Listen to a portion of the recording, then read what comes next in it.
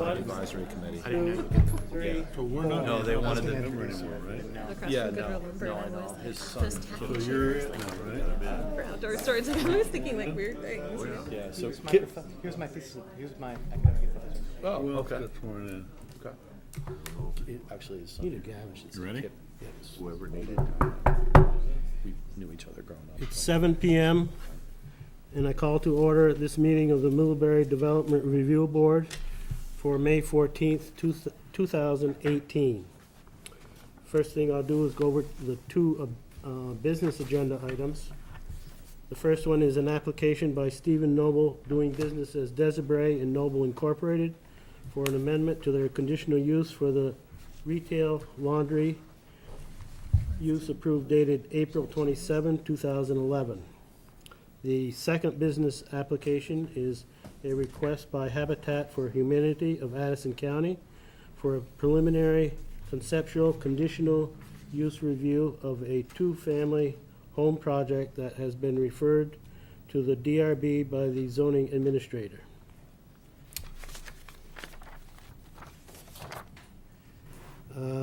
Are there any communications from the public on any item not on the agenda tonight? Hearing none. At this time, I'd like to amend the agenda, and the first item will be the election of the chair. Are there any nominations for the election of the chair for the DRB? I nominate Kevin Newton. Second. Moved and seconded. Rick, would you like to ask for other nominations? If any?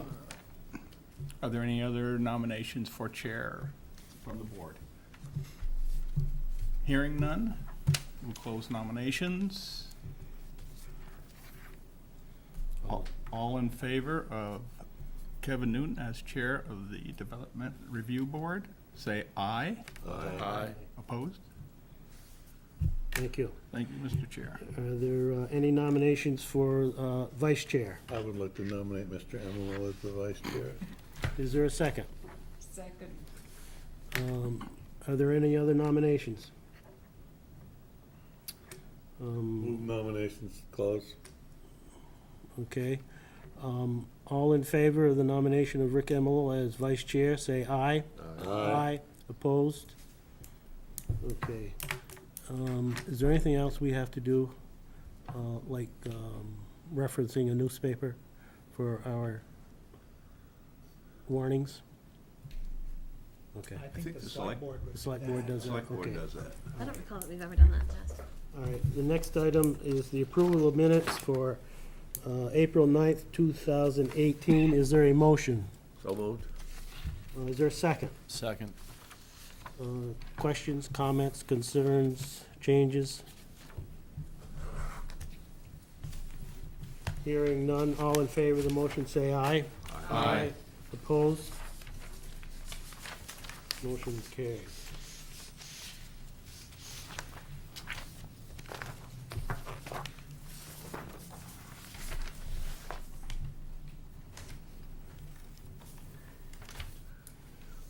First application, business application.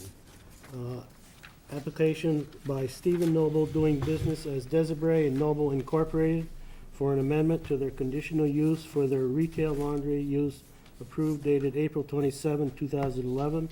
The applicants propose to add an on-site dry cleaning service to their use of the property owned by Maxwell and Susan Eaton. The property is located at 1232 Exchange Street in the General Commercial District, parcel 4027010. Is there someone here to represent them? Okay, if you'd like to come forward. At this time, I'll administer an oath. This is for the applicant, interested persons, and those who wish to participate in the hearing. Do you affirm that the evidence and information you are giving in this proceeding is true and accurate to the best of your knowledge and belief? I do. Okay, at this time, I would ask the members of the board if any member has a conflict of interest regarding this application. Get my cleaning done there. Does it count? Also, at this time, does any member wish to disclose any ex parte conversations concerning this case? Hearing none, if you'd like to briefly explain. Good evening. My name's Steve Noble, as said, with Desiree and Noble Laundry and Dry Cleaning. We have currently a laundromat and dry cleaning drop facility at the current address of 1232 Exchange Street.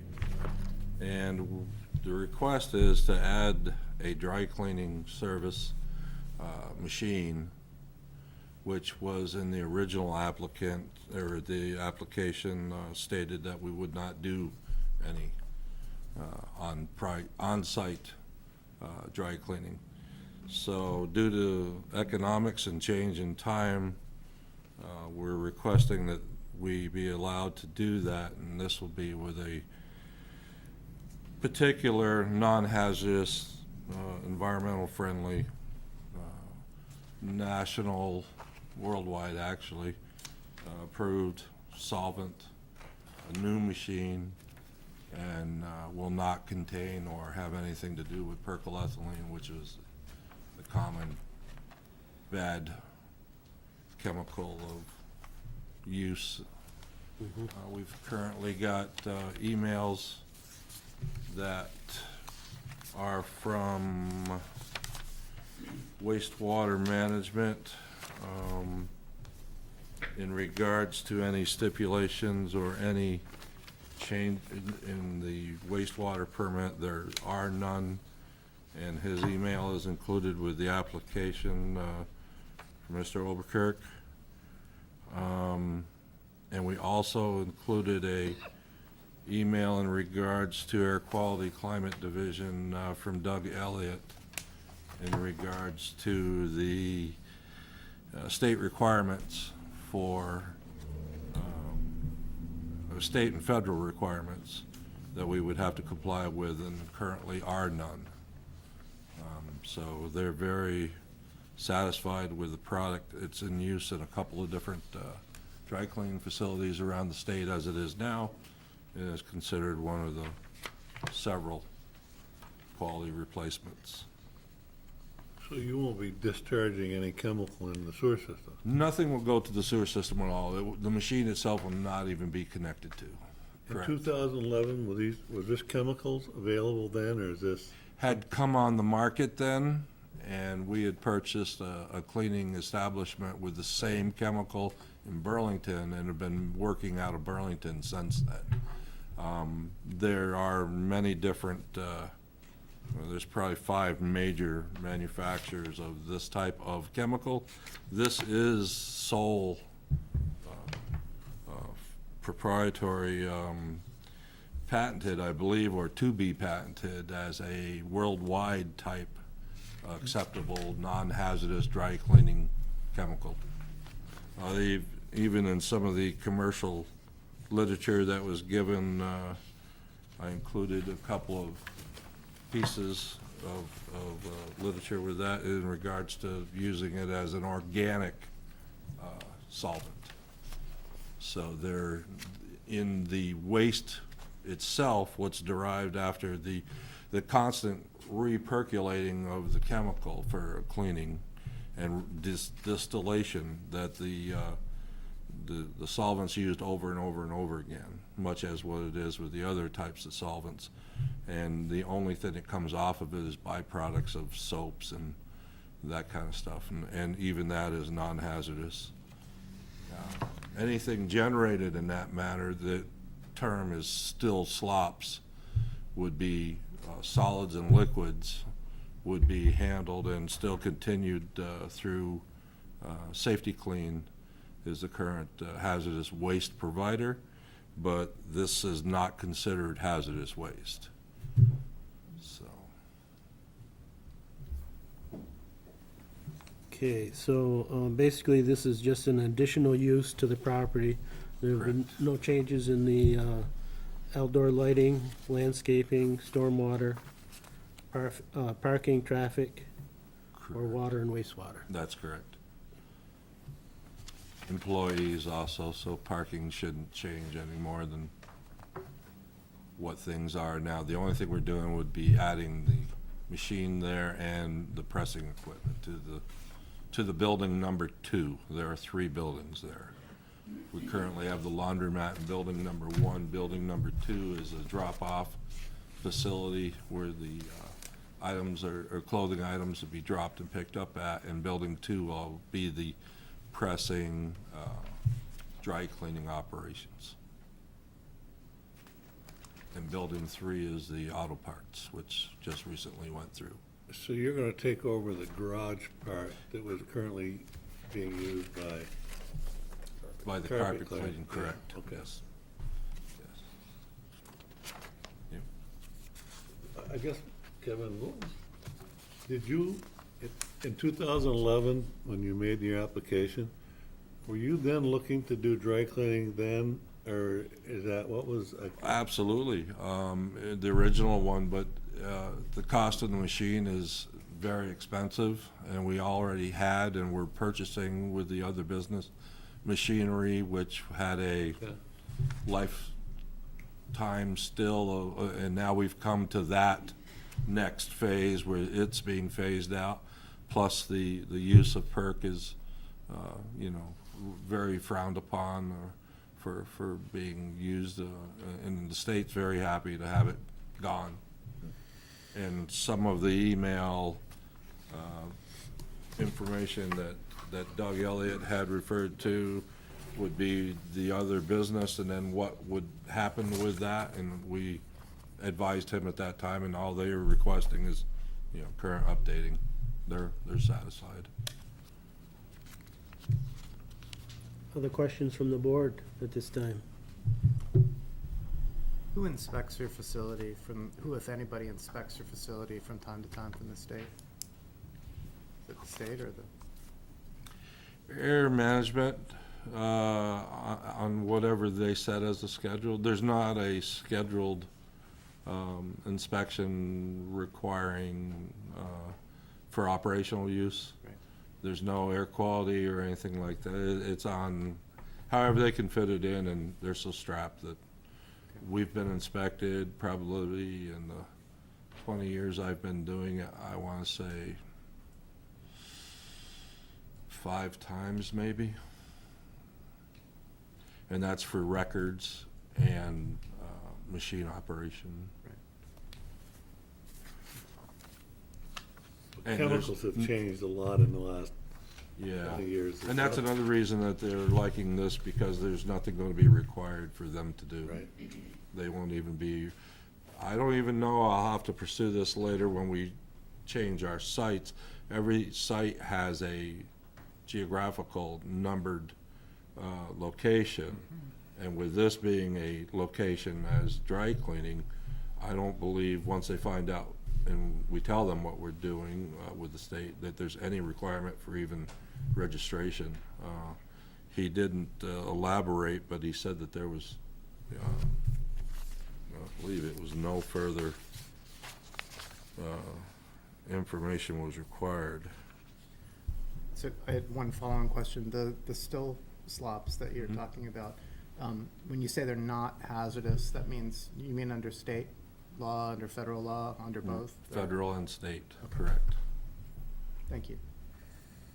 Other questions? I'd like to ask about the Sure. lighting. Sure.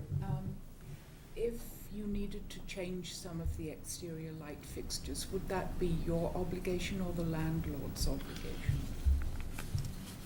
I can say that in the 8 years or so that we've been there now, we've changed them, and we've gone to LED off of whatever was there before. There's been some change, as in replacement, just a swap out. Yes. Some of the lighting you have is not compliant with the regulations, but perhaps that's something you could undertake to look at in the future when you need. Some of the exterior lighting? Yes. I'm not familiar with that, but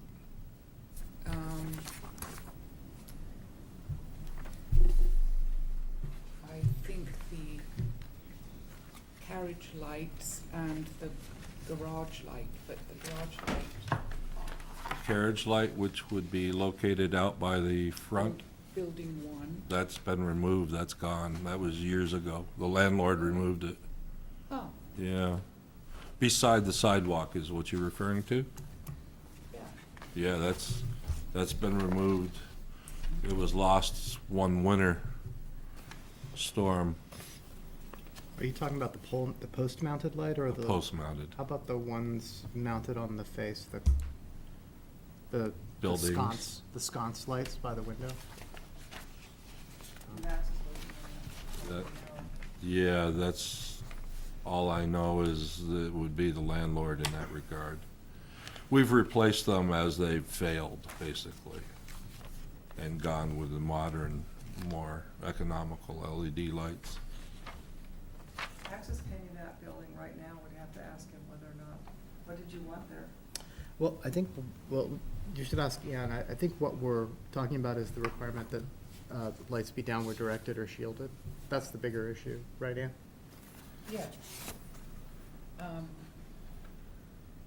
And I'm reluctant to impose that as a condition, but I wanted to make sure that Mr. Noble was aware that there are requirements for how replacement lighting should appear that are covered in the regulations.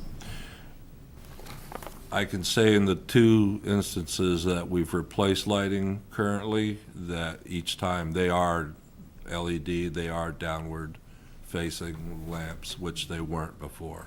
They were the bright pink halogen flood type lighting, and that has been replaced.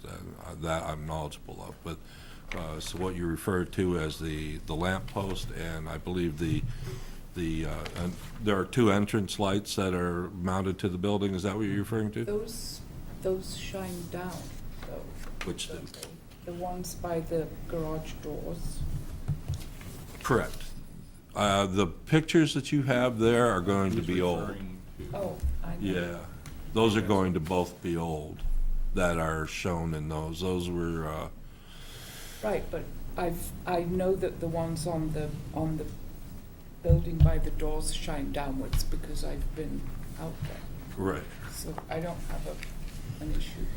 But the ones you're referring to with issue are the ones at the walkway Right. and on the building at the entrance of that walkway. Is that correct? Oh, is that where those pictures came from?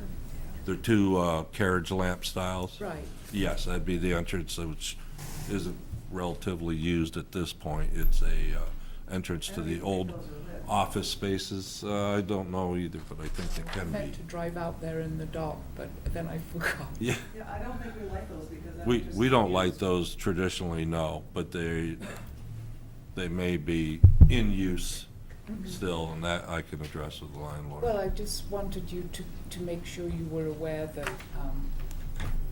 there are regulations governing the lighting on In the replacement. exterior of buildings. When we replace the lights, we go through Glenn Peck, Yeah. and so It's- would Glenn, I guess, know that we have to have those lights facing down? He should. We should. Yeah. So he's the gentleman that That's- replaced the lights that we replaced. But the carriage lights leading in the office, that's not occupied by you. We rent that space. It isn't occupied by us, Right. and it's a space that's available, Right. and Yeah. at times we've rented it to different people over.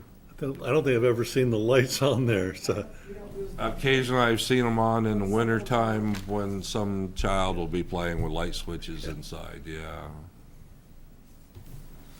Any other questions? Anything else from staff at this point? The only thing I'd make a note is Steve references the air quality.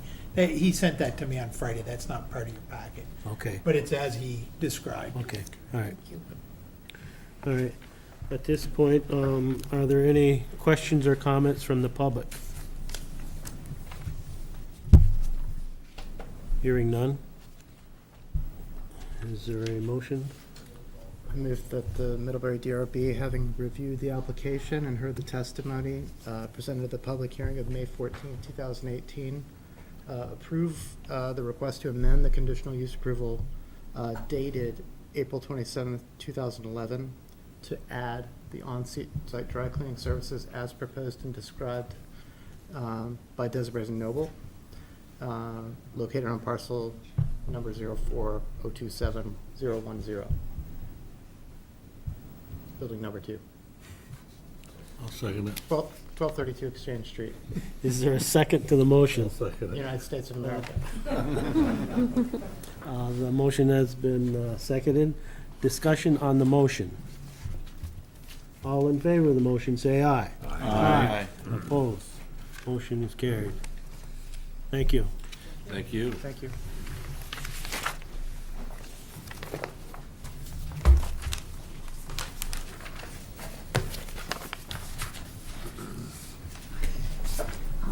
Make sure people sign that signature.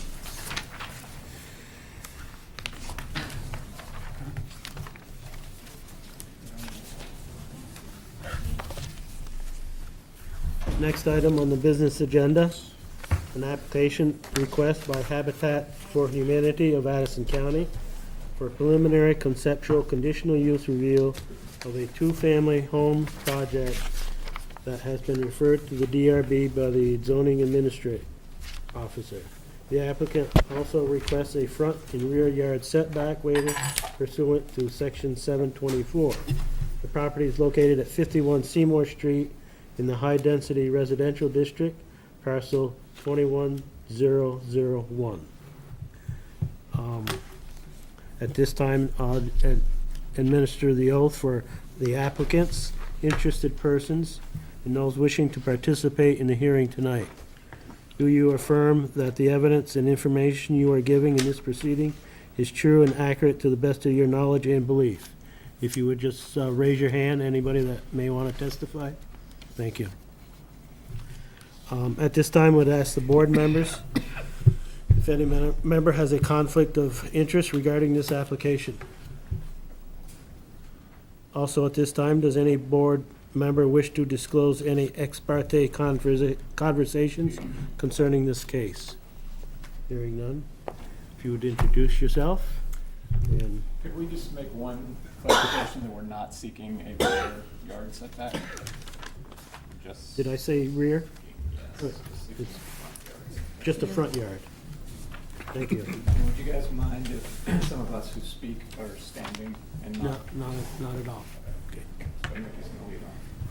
I'm going to sit because of my age. My name's Mickey Heineken, and I'm the president of the Addison County Habitat for Humanity. I just want to lead this off and then turn this over to the folks that have been driving this project. Most of you know the name of Habitat for Humanity. You may not know the details of our existence here in this community. This is the 10th house that we've just completed our 10th house in Cornwall PUD. The organization started in just about the year 2000.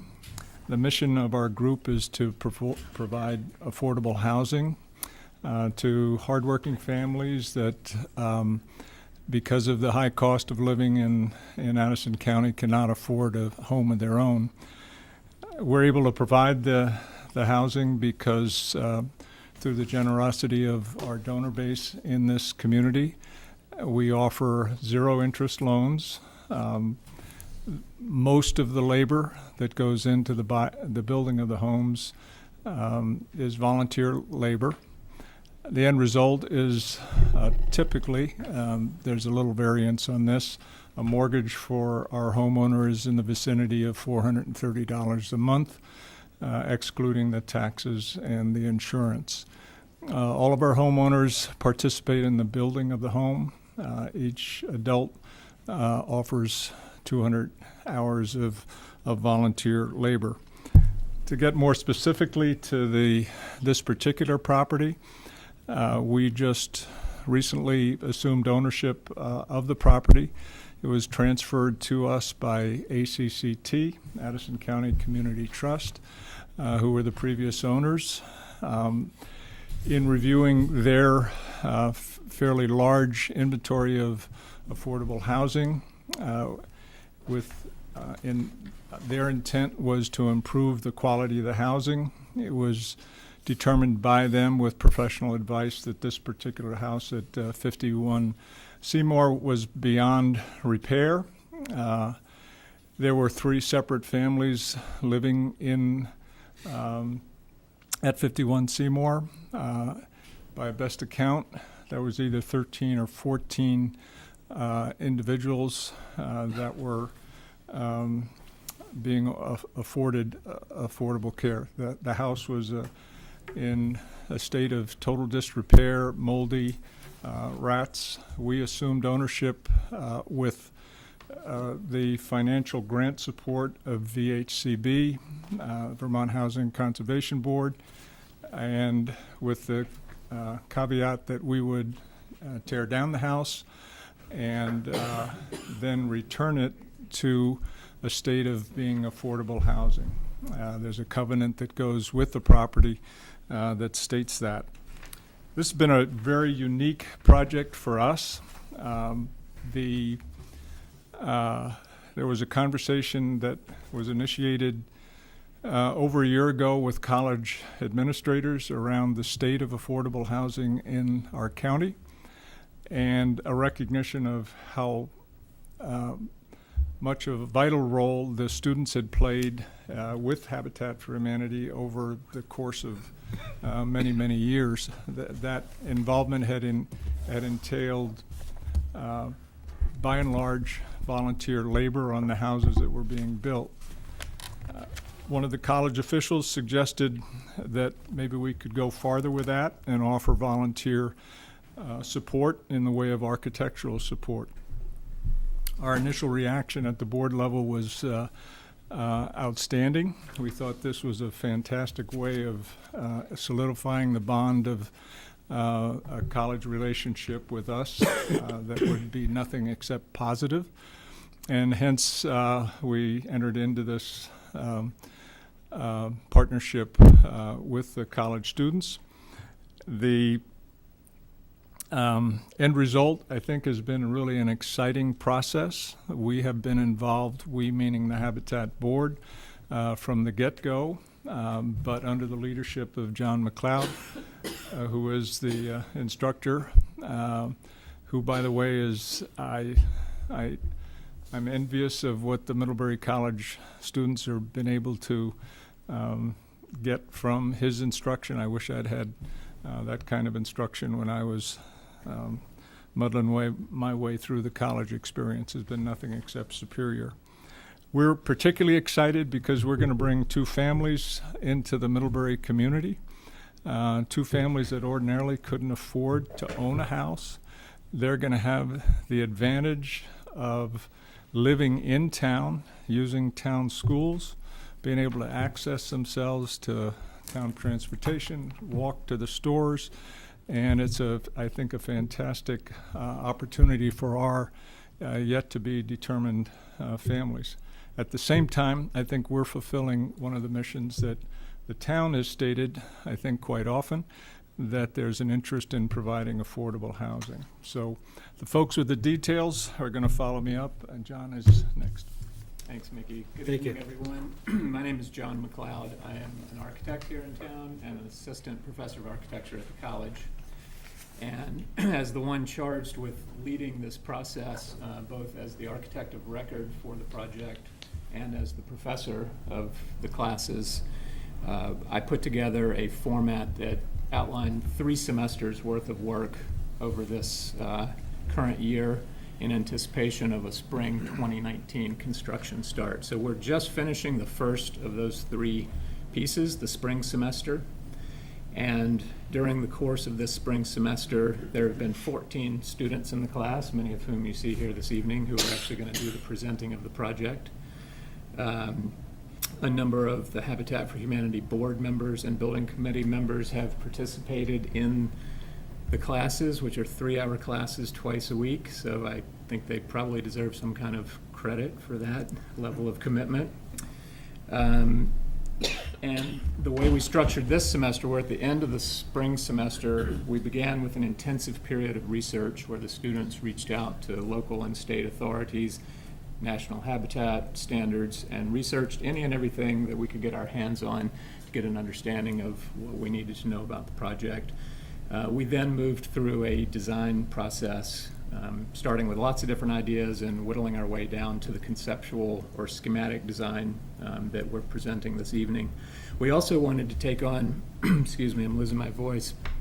We also wanted to engage the permitting process right from the get-go in this first of the 3-semester process. And so we've been to design advisory twice, as I believe you know, and we're very grateful to have an opportunity to present to you this evening and have an initial discussion with you.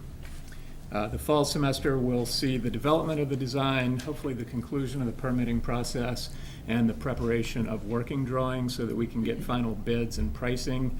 And then the winter term, the last of the 3 pieces, will involve an intensive production of construction documents to hand off to the folks who are actually going to build this, many of whom hopefully will include student volunteers. There's a hope that we might get the foundations in this fall in advance of the winter, but that will depend on the permitting process and how everything else plays out. So that's where we are in the big picture, and at this point I'm going to turn it over to Emma McDonough, who will begin to describe the project itself to you all. And I will run the slides. If you don't mind, too, I'll put this up.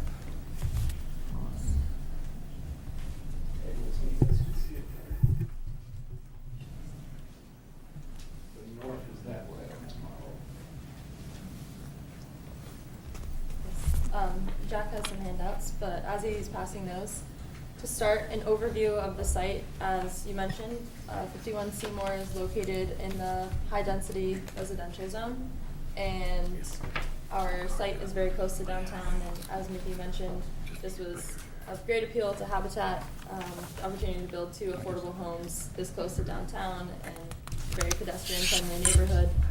Emma, you might point to this, it's easier for them to see. So you can see our site is outlined here, and prior to this, historically in the 1800s, this was worker force housing and for the mills and different industries in Middlebury. And you can see that on the eastern side of the street, there's still industrial, agricultural, and some commercial buildings, and that is under the village residential and commercial zone. But our side of the street, the west side where our site is located, does not fall under that, but it is high-density residential. On this side of the street, we can see a series of modestly scaled homes, and there's a nice rhythm to the street, very friendly fronts, and there's a big setback for the sidewalk here. Again, very pedestrian-friendly neighborhood.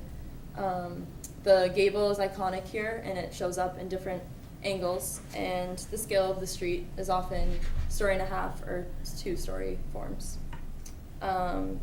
Quickly, before John Henry goes into site specifics, again, you can see that north is this way on the site, so we get great solar coming across this side and the south and southwest in the back of the lot.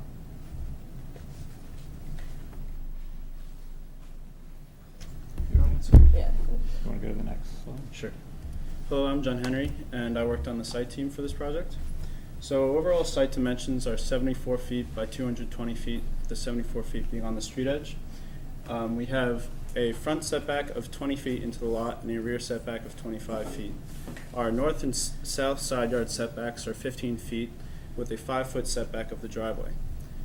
Our driveway placement, zoning requires driveway to be 12 feet, but at the advice of Fire Chief David Shaw, we increased the width to 14 feet to allow for emergency vehicles to reach the back unit. This places the north edge of the southern driveway 19 feet from our southern property line.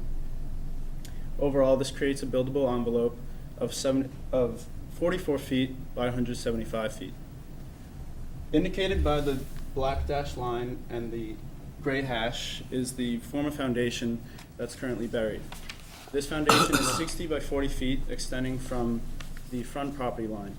It currently consists of stone and masonry and clean fill from the old foundation. We initially didn't want to build on this area to save costs, but in the end it proved to be the better solution for our design. And indicated on our model, you can see that these gray areas of the foundation represent the past locations of our buildings when we wanted to avoid building on this buried foundation. and this has since been changed since our last DAC meeting. Okay. So because of these constraints, it calls for a very long and narrow lot, and from this our forms followed, having very long and narrow buildings. So Unit B is placed in the southwest corner, and its foundation measures 20 feet by 54 feet with an overall footprint of 58 feet with the addition of a covered porch in the front.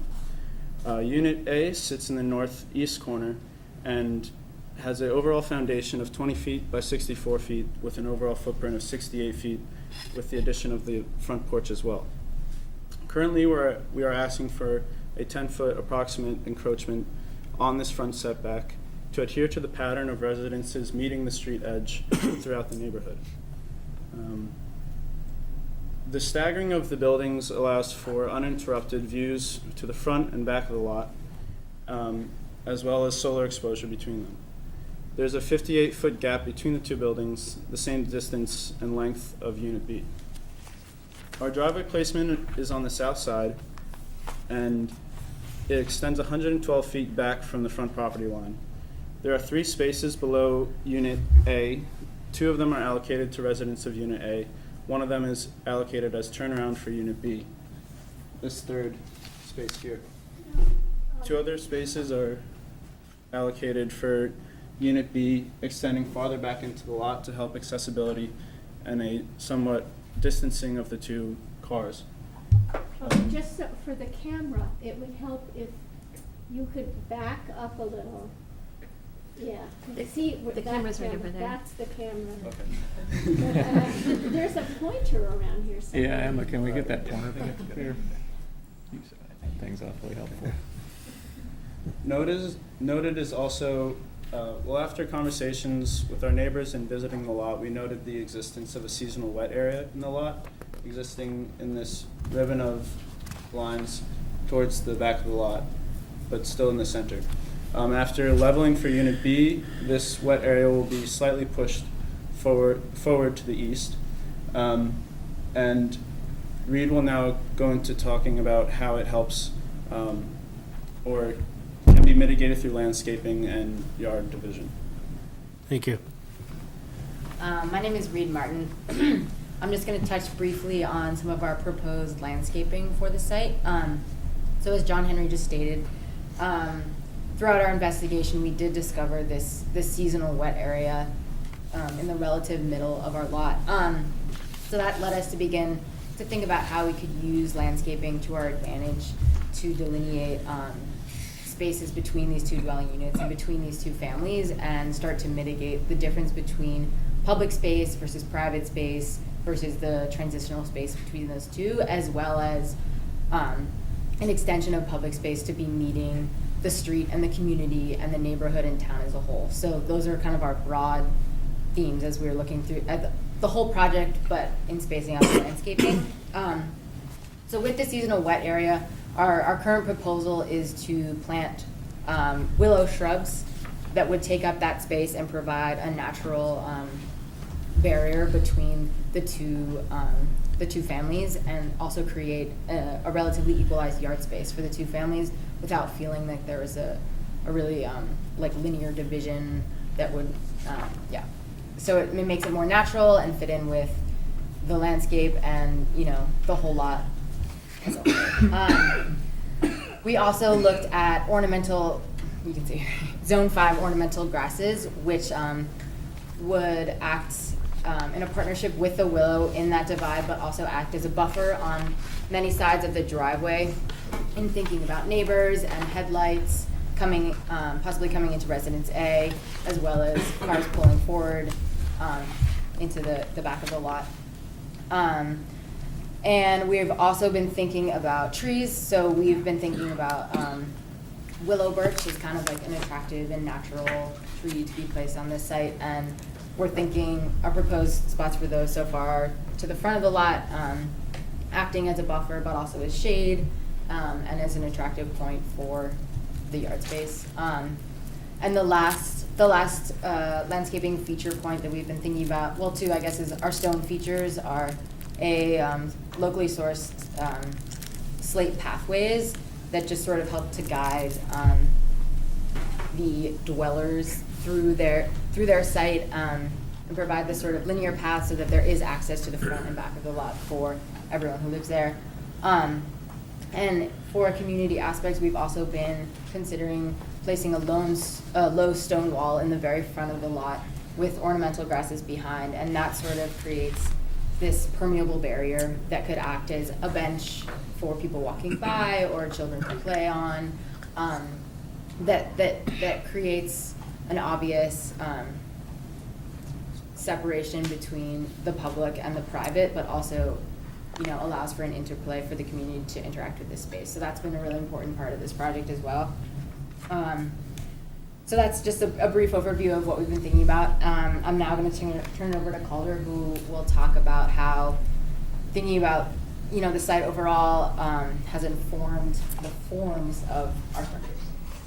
Hello, I'm Calder. So as John Henry talked a little bit about, the footprint of our house came about from the shape of our lot. So it takes on this long and linear form that presents these gable ends on the east and the west. And the gable is iconic, it's recognized by all, it's part of the Vermont vernacular, it's also part of this neighborhood vernacular. And that front facade here, you can see sets the scale for the structures. It's 1.5 stories, which is important to match the pattern on the street. And this window, set high from the gable, helps reinforce that. The front facade is also pulled back from both structures to create that front porch. The front porch gives a welcoming front to the house that can interact with the street and option to the neighborhood while also pulling back and giving a private aspect to the owners. The houses are also offset, as John Henry talked about, which is important for offering both houses to have a face on the street. So when the owners come in, both of them can see their houses. They're not stacked behind each other. They can have a feeling of ownership of seeing their properties. Overall, we feel like the design is simple, but pure and strong and aesthetically pleasing, but also it offers ease of constructability. Given habitats volunteer, often elderly construction workers, that was really important given our clients. And we feel as if this design optimizes both the natural elements of the property while also offering something up to the neighborhood in terms of an aesthetic form that is modern but also authentic to the locale. I'm going to turn it over to Jack to talk a little about structure. So structurally, we really wanted to emphasize this simple gable form, which is an iconic Vermont form. To give you some specific dimensions, the slab is 20 feet wide. That's what you'll see from the street. And going vertically from that slab, we had foot-thick walls to meet Efficiency Vermont's high-performance standards, which go up to a gable at 10 feet, and then 10 feet above that, it goes to the total height of the building is 20 feet. So the entire building can be fit within a 20-foot by 20-foot square. So proportionally, it looks very simple, elegant along that, but it's still an iconic Vermont shape, which you'll see because the 12 and 12 pitch on a roof is very good at shedding the elements, which we have a lot of here. And yeah, so we wanted to emphasize this form by extruding this simple shape back into the lot.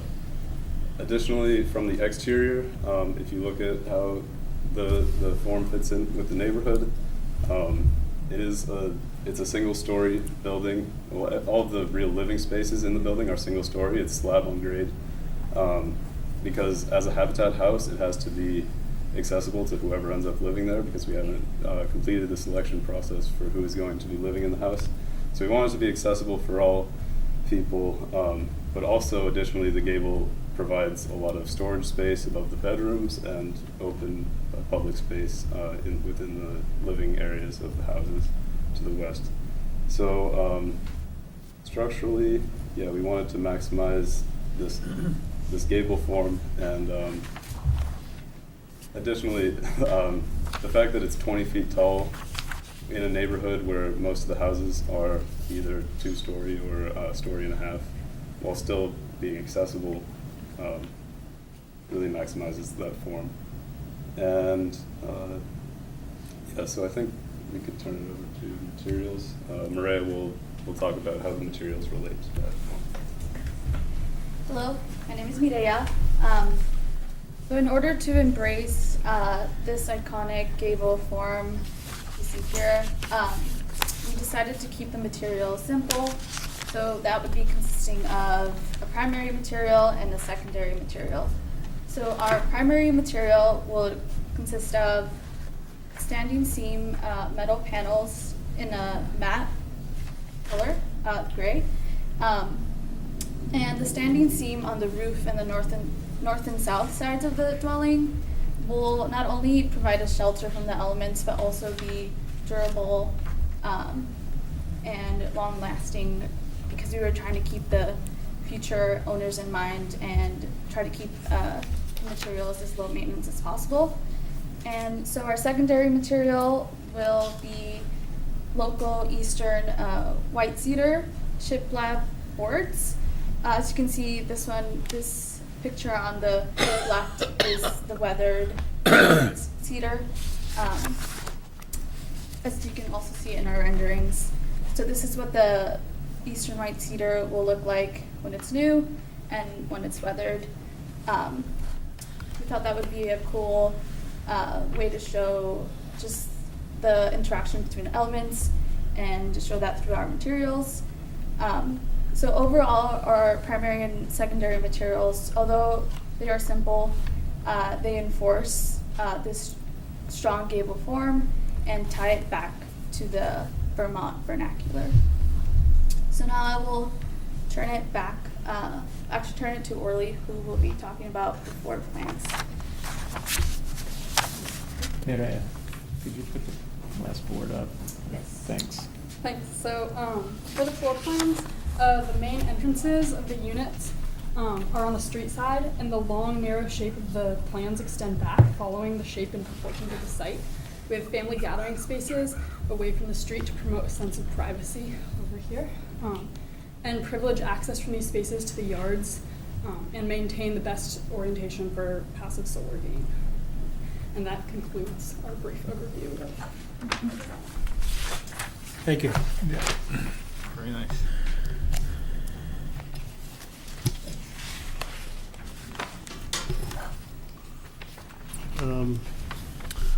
Those 11 by 17s are basically just larger versions of what you already had. Question, Kevin. On one of your renderings here, it appears as though that ditch that was in front of that property looks like it's covered up and now grassed over. Is that is that part of your? This here? The area, yes, the open ditch that's in front of the building. This It part? runs along, Front of the building. right. Up Where here. where it's grass now, is that still stay open? No, that won't be filled in. That's just our limited ability with Photoshop, I think. But yeah, no, that's gonna, from the sidewalk forward, that'll be remain the same as it is today. Okay. Have you given any consideration to placing where you have the turnaround for apartment for resident B? Any thought to getting that closer to resident B rather than right in front of resident A? Any thought on that? Yeah, it's a tough one. It's kind of a trade-off, because as we move it to the west, it starts to be visible through the big south-facing windows from the living, dining, kitchen space of I Unit see. A. So we were thinking, on balance, it's probably better to, these are bedrooms here and there's a hallway. So folks will be walking by those windows, but won't be spending time with their family in their gathering space, looking right out at the car. That was the reason for it. But we are certainly open to suggestions. What is, what is that? That's okay, I've got it here, 72 feet.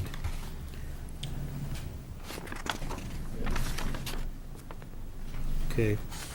So there should be enough room for 2 cars to stack up here if they wanted to park there, and then these cars would still have enough room to back out and turn around. We wanted to give everybody the Yeah, opportunity. my concern was were the resident B cars backing up sort of into the bubble of resident A. But it's a long way to go. Yeah, that was my concern.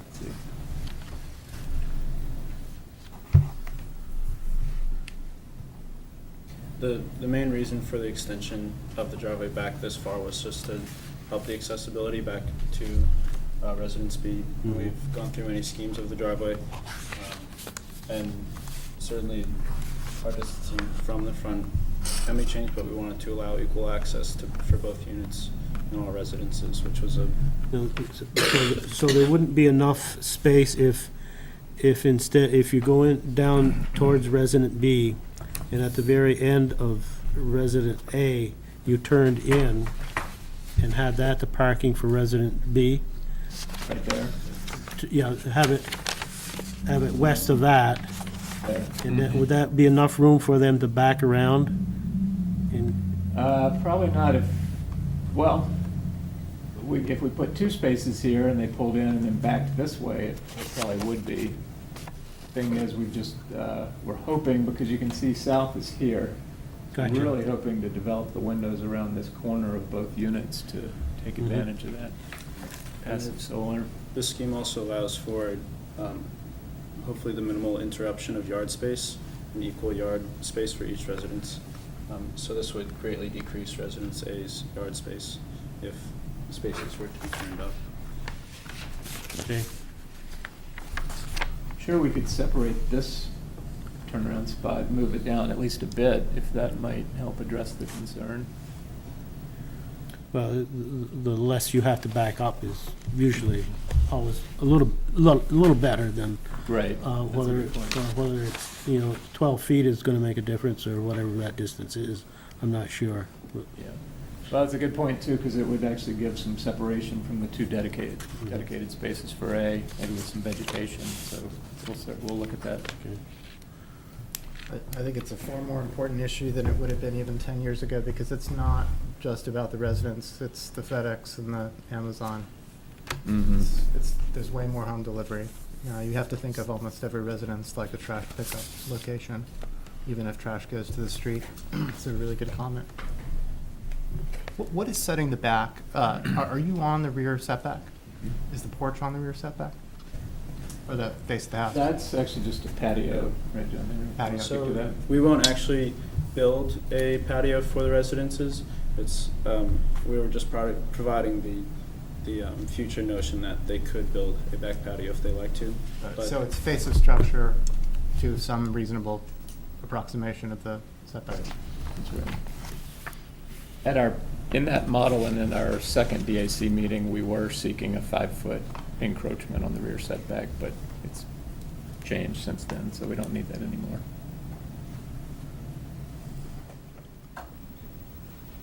Have you, now getting back to this turnaround space, I guess all you can do is hope that someone from resident A isn't going to use that as a permanent parking space. So resident B, if they want to back out, they're not going to be able to back into that turnaround. They'd have to back out into the street. So is there some way you could possibly tag that?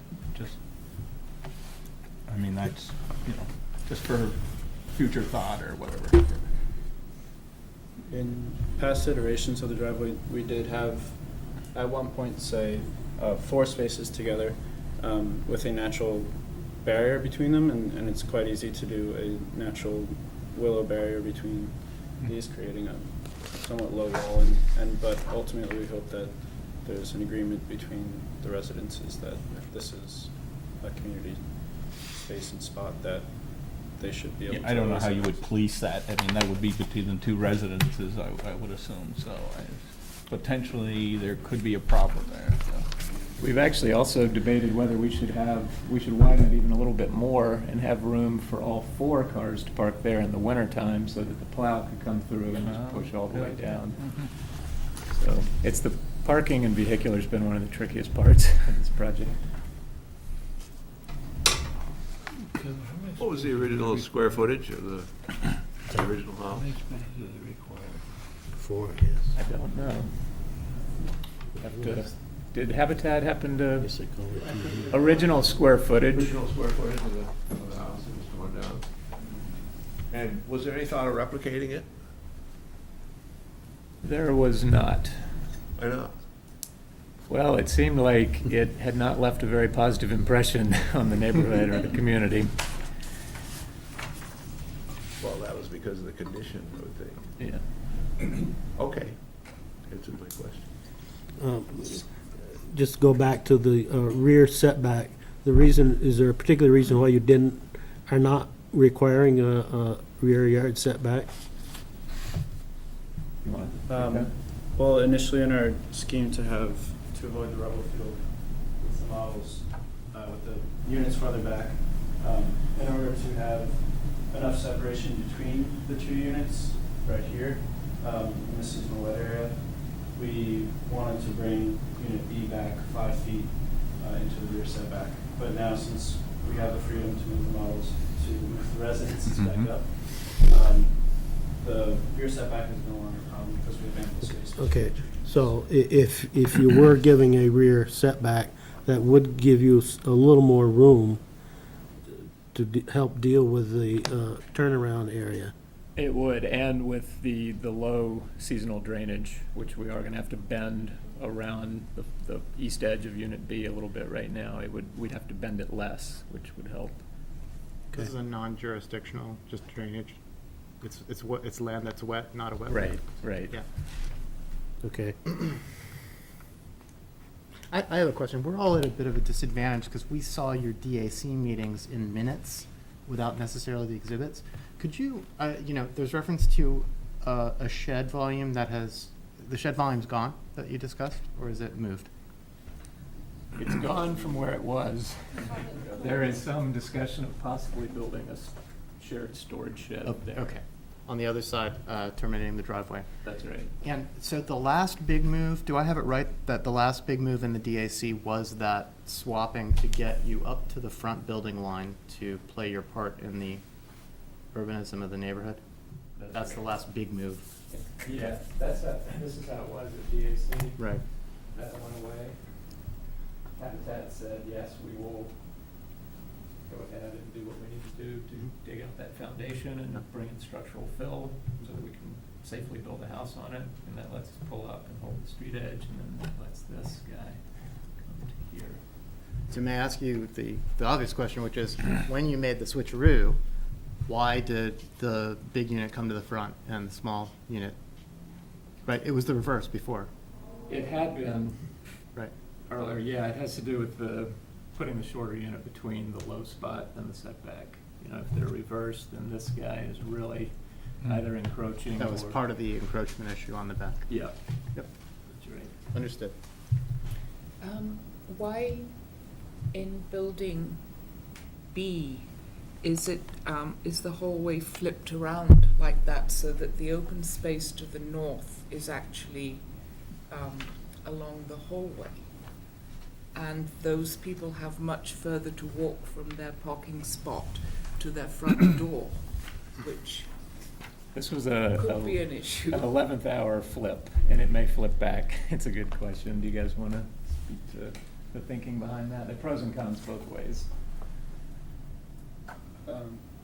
We were originally going to keep all of the hallway and all of the movement of the house on the north side, and we could have the door on the southern side, but we flipped it. We actually flipped resident A down because we had the parking coming in from the south.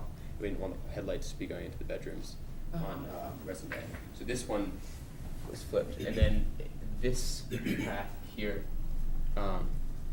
could also come up like that and cut across instead of coming down along there, or that door could be shifted as well. So the floor plans that was like a kind of a last minute move there.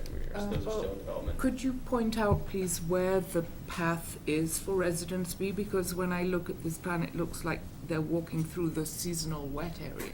Yeah, so that'll be raised up. There'll be landscaping done to make the path. It will go through the seasonal wet area, but it'll have It'll be a culvert. Yeah. And this was to both create some separation. If we do have a shed, it'll be behind the shed and kind of tucked away. And so we were having conversations about flipping the floor plan of Residence B as well. And so this would mean a shorter walk for the residents there. But it's also an issue of interrupting yard space, and so in some of our movement, we didn't necessarily want residents be walking through residents A's yard and things like that. So we feel that it's a good way to help kind of divide and move around.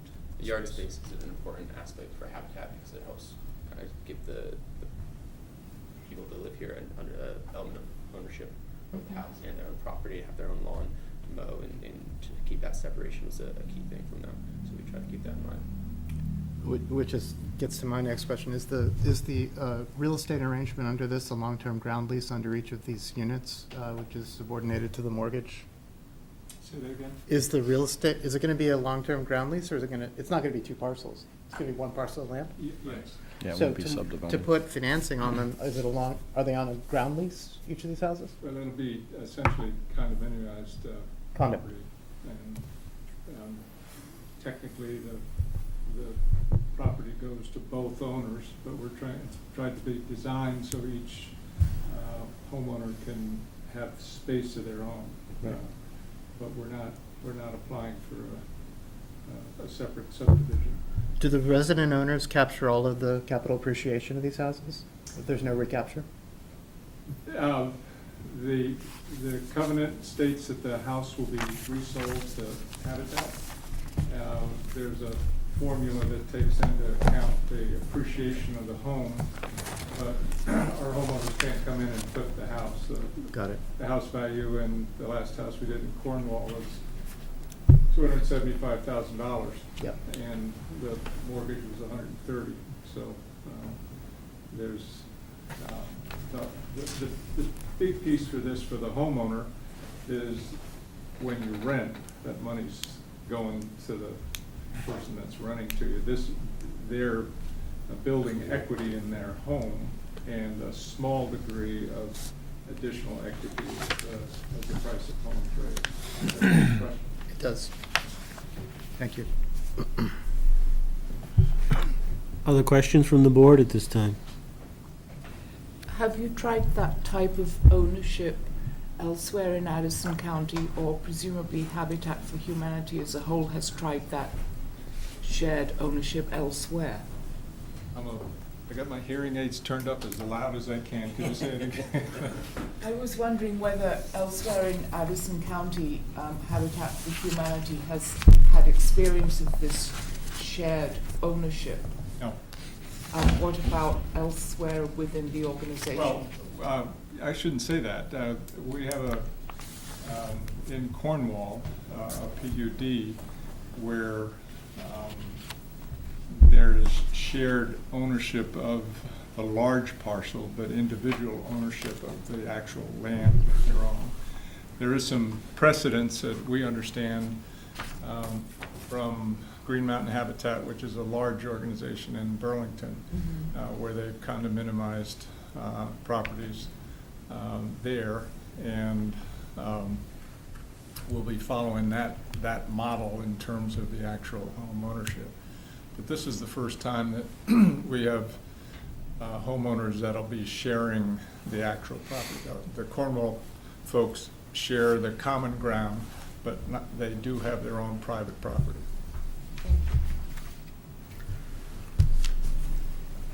I have one architectural question. So you guys identified this gable that fronts the street as sort of a rhythmic element on the street. Why the total attenuation of the overhang to a point of nothingness, where the wall just turns into the roof with the same material on both? What's the intention? It will be a slight overhang, about 3 inches, more or less. Oh. A little, but part of it was about just maintaining this really clean, simple shape.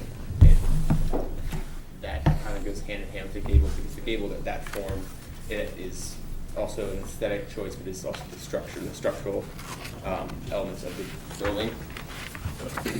We wanted, so the reason for following this really simple shape is that by wrapping these two kind of, because for a long narrow site, our design has, for the houses, it kind of has to be long and narrow. We wanted the way the elements in rain and snow go off of this shell to mimic the way that the structure does, and follow that in a really simple and cohesive way. If that makes any sense. We wanted the residents to feel like when they're inside that they're protected by this exterior shell, but the natural facades on the street and back face are really open and welcoming to anybody who might be coming towards the building with the natural material and the horizontal shiplap boards going across, like the other patterns on the street.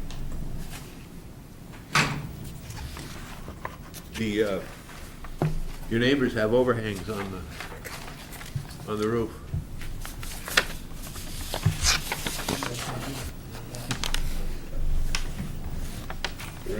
We are still maintaining a simple gable that fits in with the neighborhood, but we are accepting that this is a contemporary and innovative new design that doesn't have to directly mimic the other houses that are in the neighborhood. On sort of, are all the mechanicals up in the attic, or is there a chance there will be, heat pumps, chillers, other kinds of elements in the landscape to service these houses? Yeah, so it's a single mini split heat pump system. So there's one head inside, and then there'll be most likely a wall-mounted unit on the exterior, possibly pad-mounted, which actually would be preferable, as I'm sure you know, David, to mitigate the vibrations through the house. But it's one unit per house.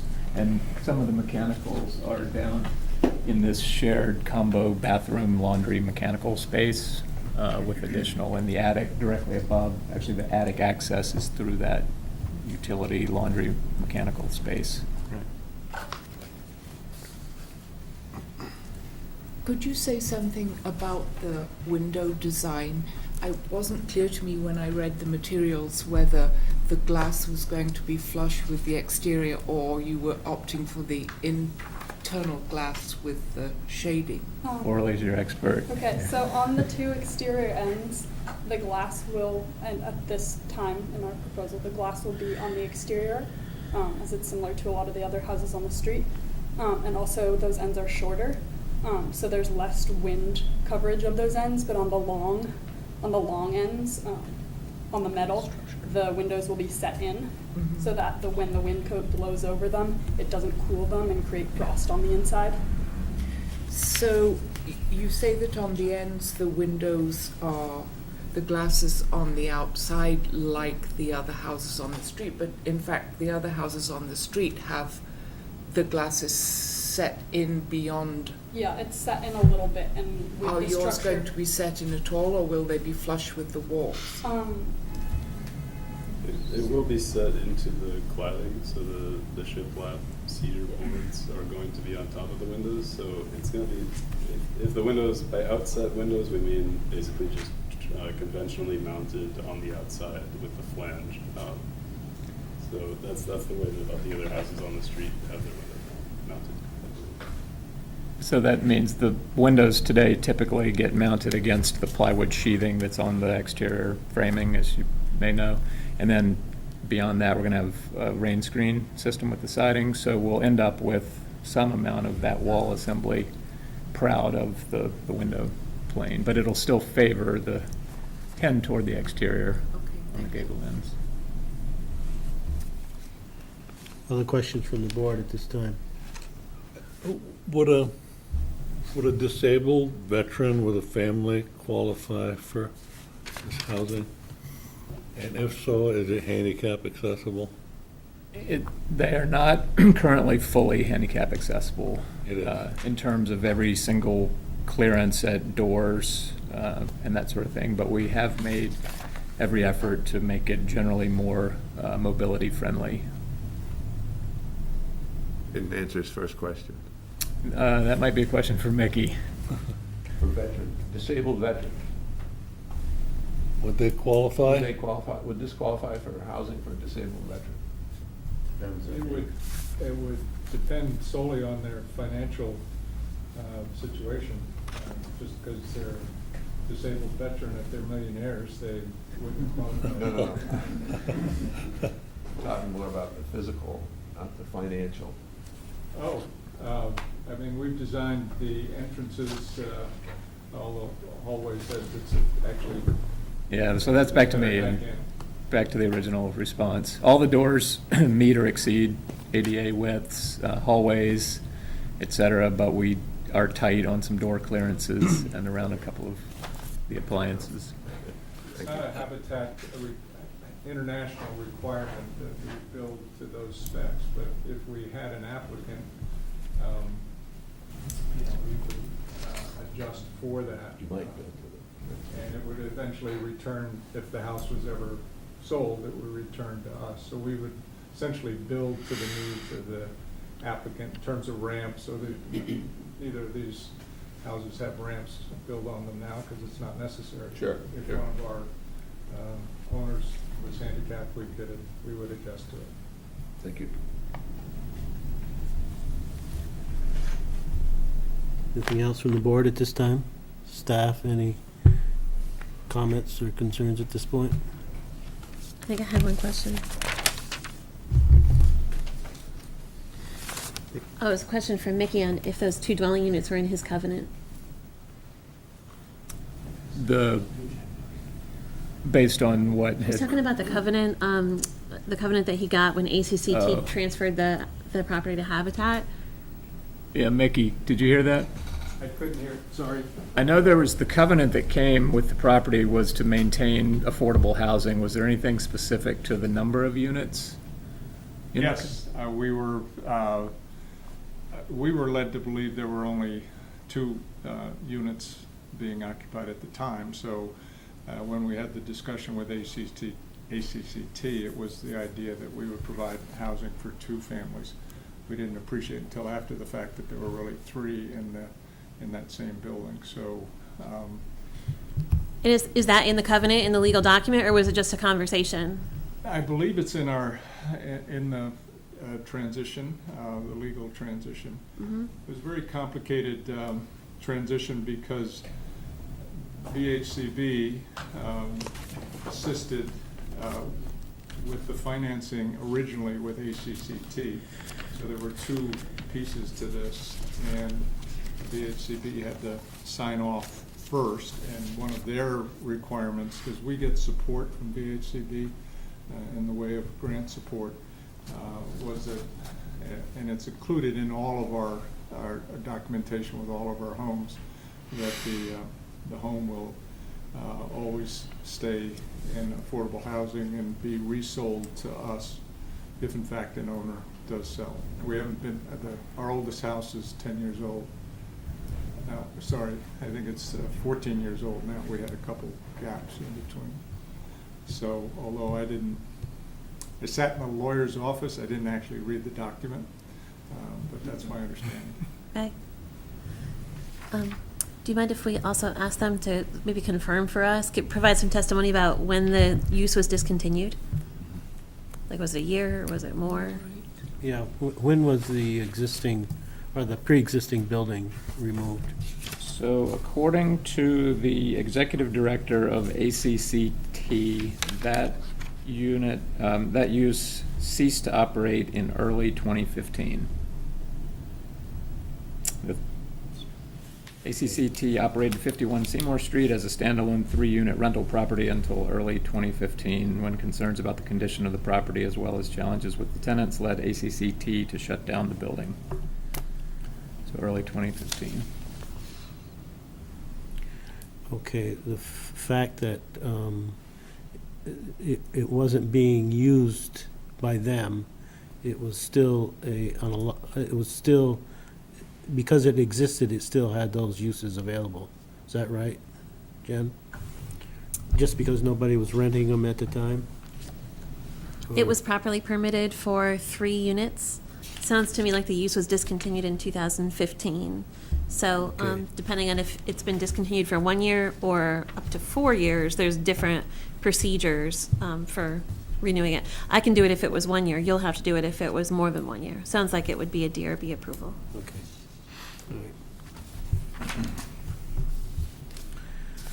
All right, anything else from the board at this time? If If not, I'll answer it up, open it up to the public. If you have any questions or comments or concerns, please give your name and ask the question. Yes. Hi, I'm Dave Honshaw. I live right next door at 53 Seymour Street. Should I come up here? It's better for the microphone. Okay, sure. I just want to ask a quick question to Jen, whether, because I did provide quite a long letter to you all, Mhm. and I don't want to repeat anything if it's not necessary, or if you feel like summarizing my statements, or... The letter was sent to everyone in their packets, so they've Oh. had the weekend to look at them. Okay, so Yeah. I don't think I don't want to add anything to that, actually, so I just Okay. want to acknowledge that that's me. That was my Okay. letter. Thank you for reading it. I want to acknowledge Habitat too for responding really well to a lot of my concerns, so Thank, that's all. thank you. Super. Yes. I'm Bobby Loney, and I live at 71 Seymour Street. And this is actually for all of you guys, I think. One thing that I'm very aware of is that families have bikes, trikes, toys, tools, mowers, all kinds of stuff that needs to be not in the house. And I don't see where you have, I don't think there should be a shed up front. None of us have a shed up front. We have them in the back. But I don't see how you would deal with that. I think the back house could, but the front house, my feeling is that that parking place near the sidewalk, that whole area is gonna get filled with all that. May we respond to that? Sure, of course. So, yeah, we do have detailed in right now, a possible shed there, the end of the driveway. It's not definite, because we aren't sure about that, so we've been changing our plans. It's something Okay, we're looking but they for. would share the It would be shed. shared at a point, Okay. it's in between the two houses setback. I missed that. And then is a requirement by Habitat, so you have to have Oh, a shed. okay. So that will be on the property, but it won't be on the front half. Okay. Can you point to it again where it's gonna be, because Who's a pointer? Yeah, okay, thank you, thank you. Other questions? Kevin? Kevin Parizo. I own 55 and 57 Seymour. And it was a duplex. It's now a singular home that we opened up a number of years ago, but it's conditional that it still is a duplex. One of my concerns is something that keeps being referenced, and that's the wetland that is in the back. That wetland goes straight through all of our properties, all the way up to almost Otterside. And what Gary was referencing is something that goes back much further than probably anybody is even talking about. At one time, there was a drainage ditch that does go along, thank you, this. And this goes back when there was an active farm on that street. And the drainage ditch actually went all the way into what now is Otterside. The town has allowed it to grow over. And so that the water now comes straight through all of our backyards. And it's a swamp. My concern is, if this is still wet and you're trying to mitigate it by uses of culverts or whatever, what happens to Dave's home in the sense of up here? And then if we keep backing it up, what happens then to mine? Because mine is the largest of the back property. So if you can fit 2 of these units, I could fit at least 4 on mine with the amount of property that I have. But the word that I'm a little concerned with was when the Akak house was knocked down and the people had been evicted on that, and yes, there were a ton of problems from a legal perspective for all of us as neighbors. When Habitat acquired the property, the word that kept being used to all of us was duplex. Not singular dwellings, not 2 singular dwellings, but the word that kept saying to all of us was duplex. And then all of a sudden it now has morphed into 2 separate dwellings. So again, I'm a little concerned for those reasons, that if that's the case, that we allow 2 residents here, if I chose on my property to level my garage and put an access road I could put at least 3 out in my backyard because of the amount of property. Are we opening up a can of worms? Thank you. Thank you.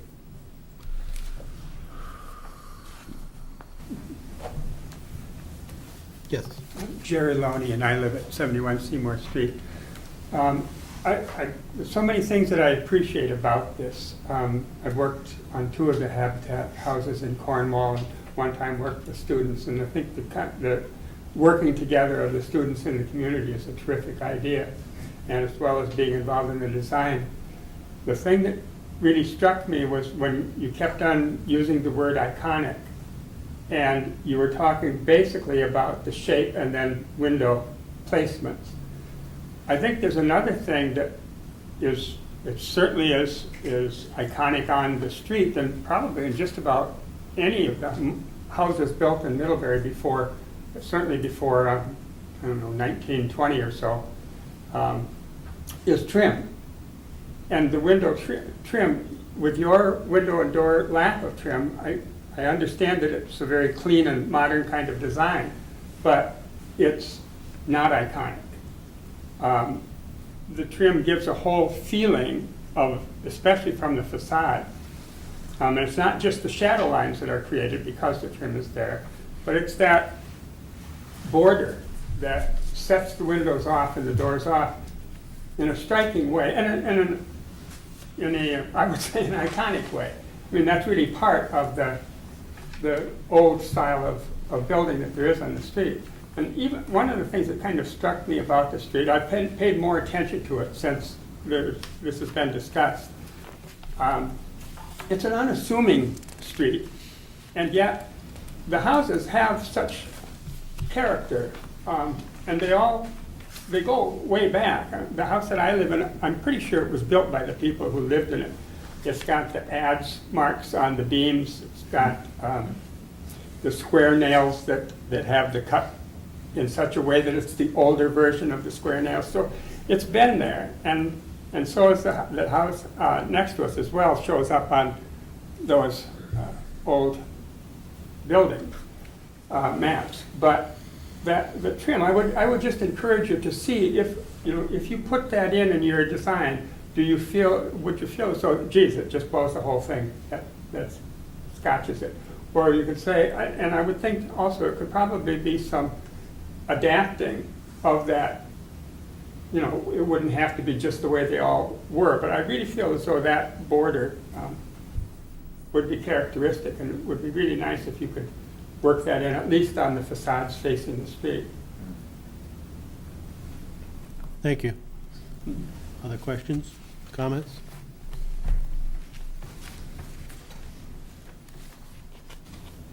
Yes. Hi, my name is Carolyn Keebler. I live on Seymour Street as well, a bit farther down. And I'm just wondering about the duplex idea. I haven't heard the earlier conversations, but was there ever a consideration of making a single building? It seems like there'd be more room to park around the back. You wouldn't have all these problems with turnaround and things. I'm just wondering how that conversation went. Yeah, we had a very extensive process. We went through a bunch of different options.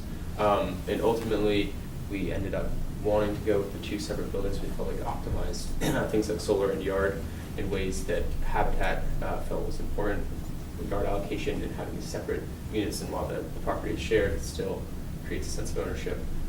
And by having a single unit in the front here, it doesn't optimize the solar for whoever's on the north side there.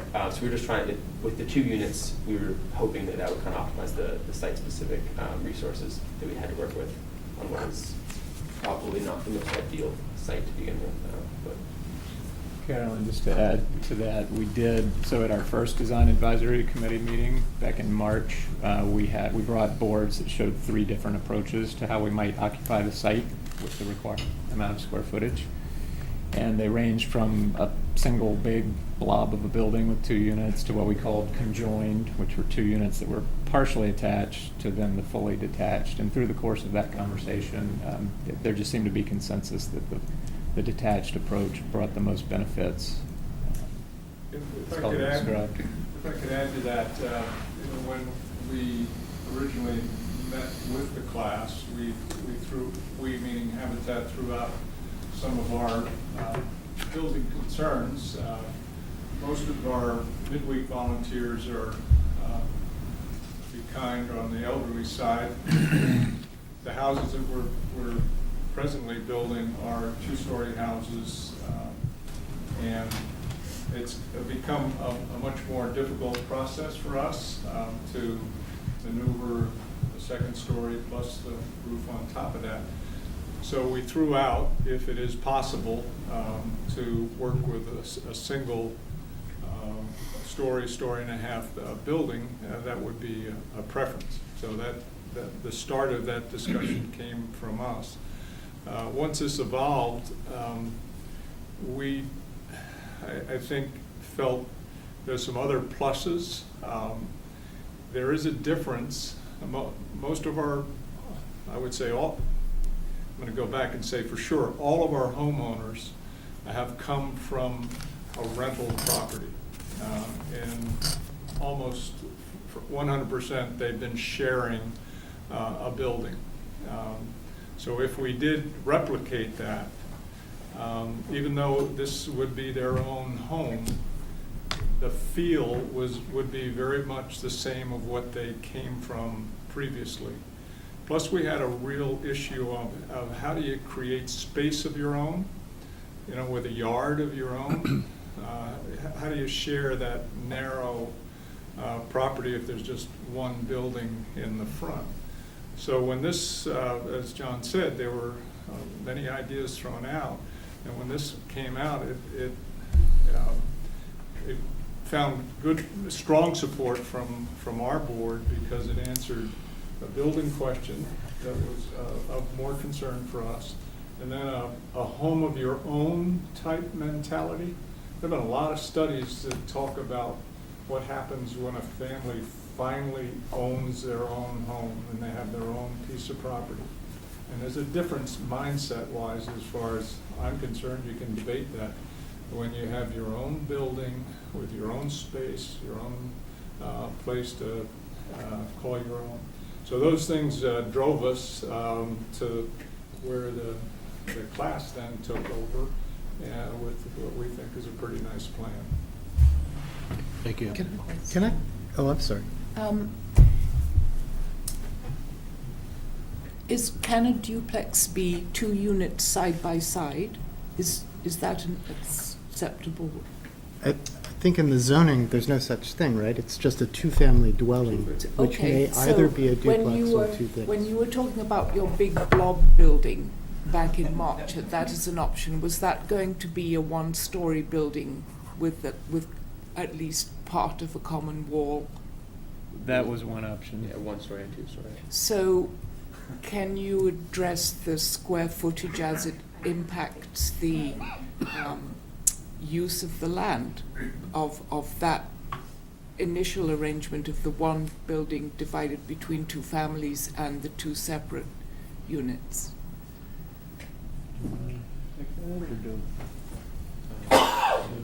Right, so Rita's just getting out the boards now.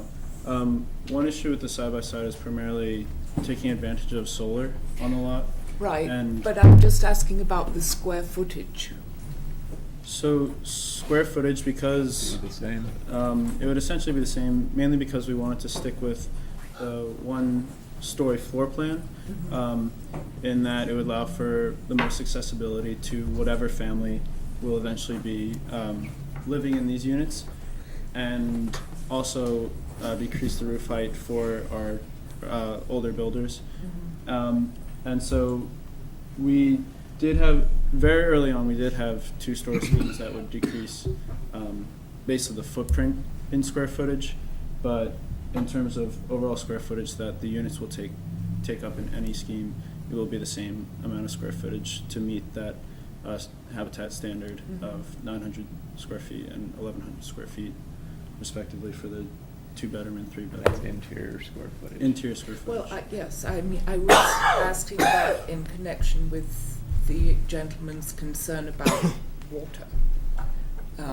I mean, if you're having the same amount of impervious slab, whether it's adjacent or separated.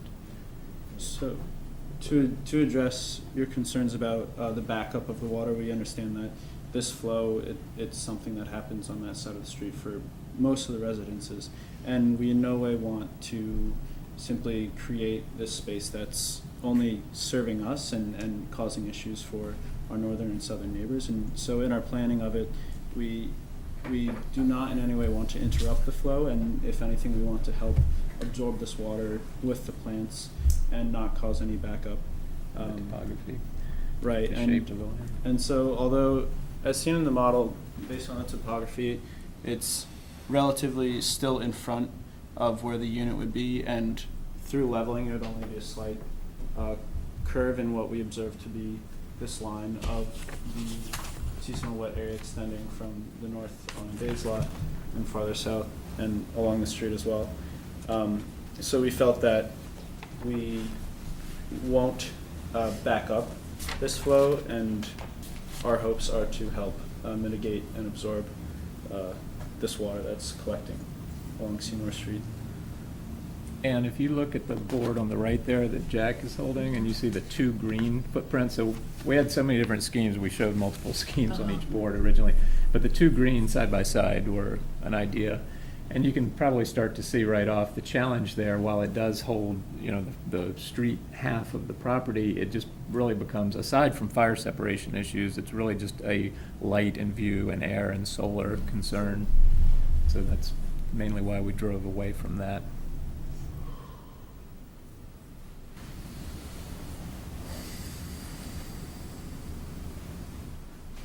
Other questions? I have a question for Kevin. Is that a seasonal wet area, or is it wet all the time? Wet all the time. Okay, that's what I thought.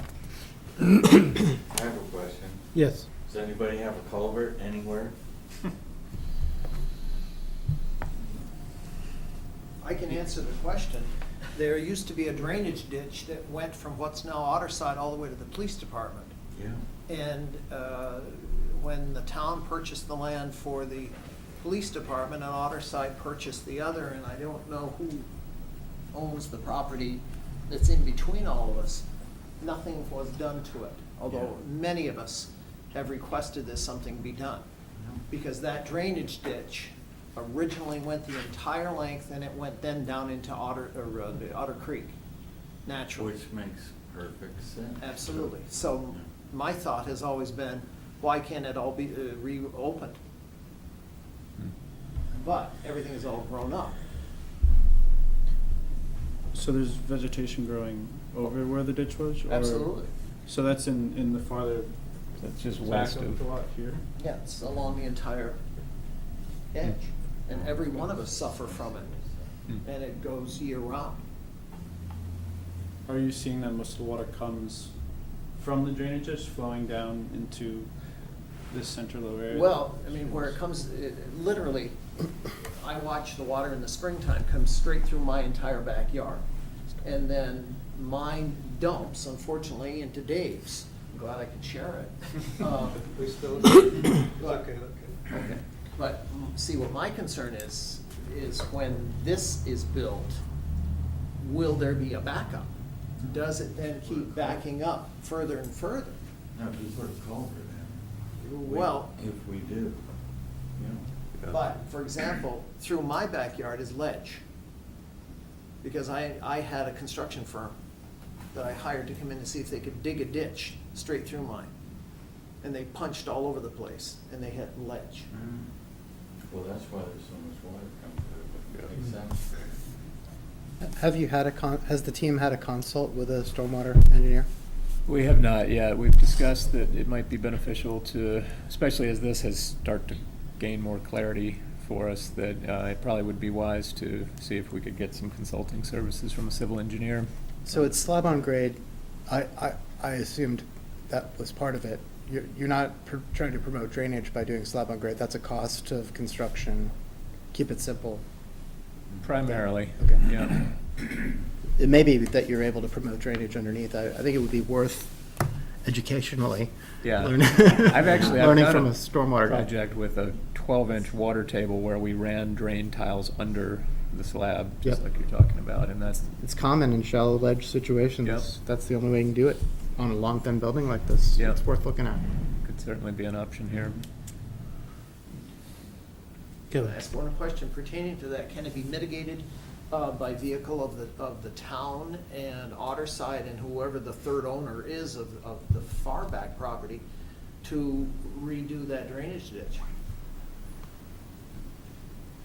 Nice try. I mean,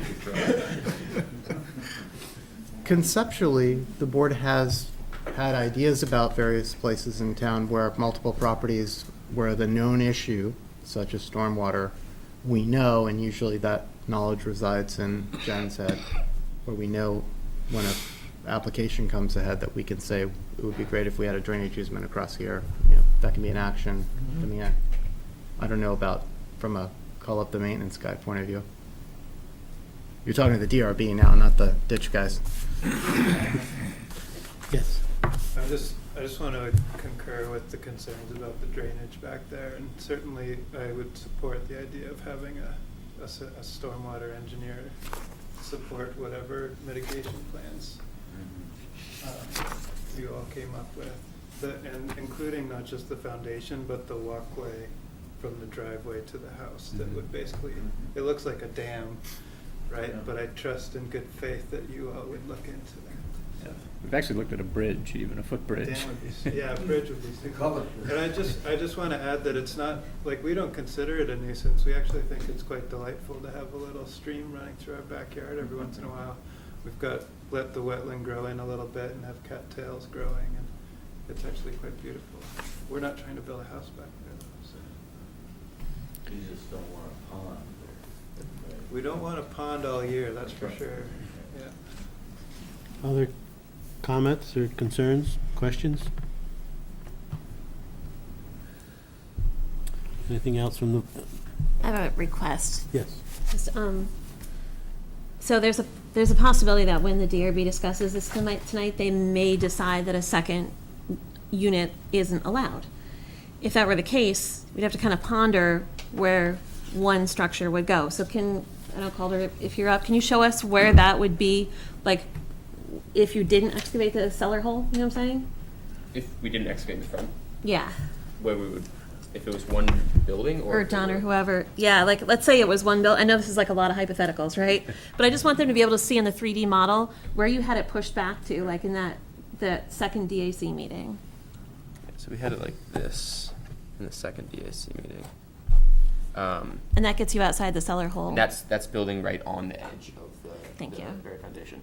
But if it had to be one building in maintaining that, that would be another process entirely. to think I'm just about. justifying why I'm putting you through this scenario. So that's where it would sit if they did not re-excavate the cellar hole at their expense and refill it with structural fill. And so for a while, the DAC was kind of thinking about if that left like a gappy tooth look, and that's why there was a shed out front for a little while to hold the building line. Kind of taking you through the thought process there. That's good. Thank you. I did not understand that scheme. We most certainly didn't begin with the idea of putting a shed on the front. But with that, we were trying to kind of maintain this shape and say, okay, this is a shed and we have this design restraint, but at the same time try to create a form that's not completely shed-like. But with this being excavated, it obviously opens up a lot more for us. And do we still have that photo that shows the existing conditions of? No, we don't. Yeah, you mean the house before? No, the existing conditions now that shows the vacant lot. We don't have that one up with us, do we?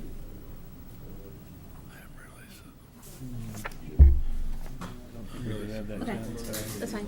Fill that hole in with the construction debris. That was my only question. I wasn't sure I could recreate that for you. Can't do that. Yes. Jerry Loney again. I would think, though, that if you were going to go to a consolidated building, that the setback then would really be significant in terms of the character of the street and the feeling of the neighborhood. Even worse, if the house were set back and a shed were up there in the place where everyone else's house is, I would hope that, again, being concerned for both vernacular and iconic, that looking at the rest of the street, coming to that kind of a setting of the siting of the house, I would think would be really significant. As we've worked with this over the past 2 weeks, we've really prioritized, no matter what we do, having something that's not a shed, having a house hold that front line, no matter what, and with that excavation, that becomes entirely possible. Yes. I'm Chris Robbins, and I used to be on the Habitat Board when they first decided to do this, so I'm happy to see it coming to fruition. But I wondered if there's more water in that ditch than you thought. Did you consider making Unit B a little bit more square in shape, so it's not so close to the ditch? I think we might first request a rear yard setback waiver if it came to that. We really feel it's important to maintain the scale and the proportions that we've established. It works really well in terms of the structural spans, keeping them simple and constructability. And there's a certain parts of the whole, I think, that maintaining those dimensions achieves. So we'd really like to hold on to that if we could.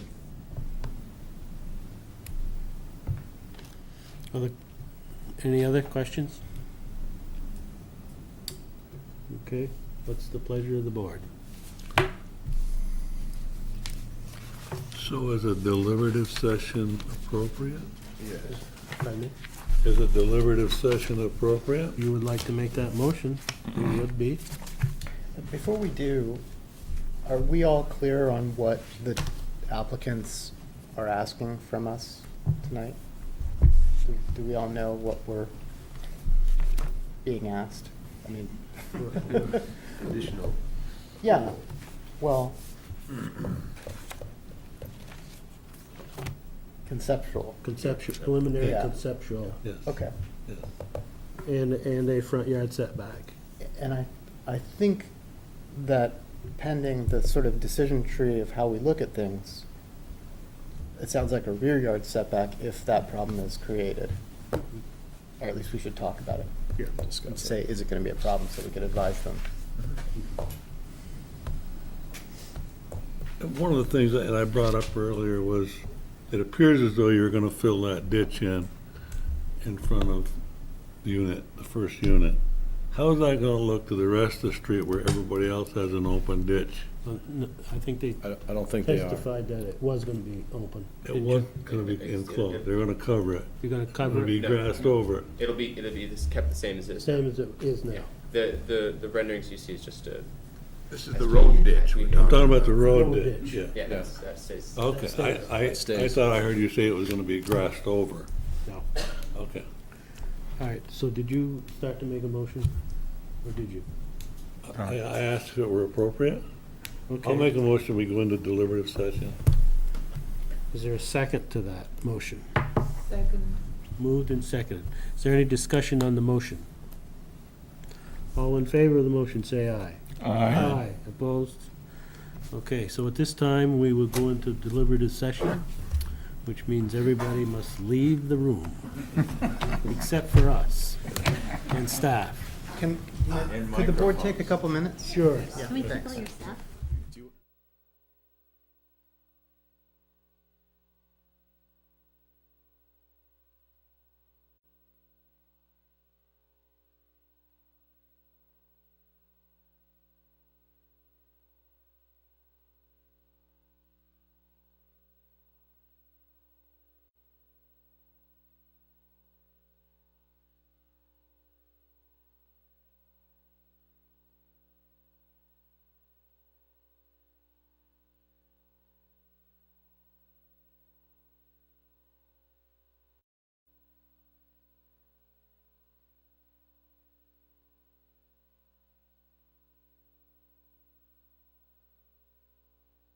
I'm just kidding. I just being a baby. Now we're on. Okay, go for it. Okay, we are out of deliberative session. Is there a motion?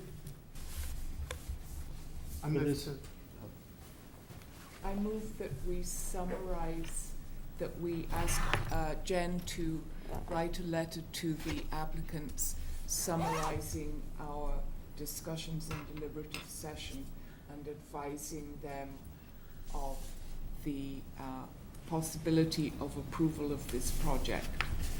Is there a second to that motion? Second. Any discussion on the motion? All in favor of the motion, say aye. Aye. Opposed? None. Rick Emilo has abstained or left. You think so? I mean, even though he, yeah, I mean, he was Yeah. pretty supportive of it. Yeah. Okay. Let's see, agenda. Are there are there any other items on the agenda? Other business?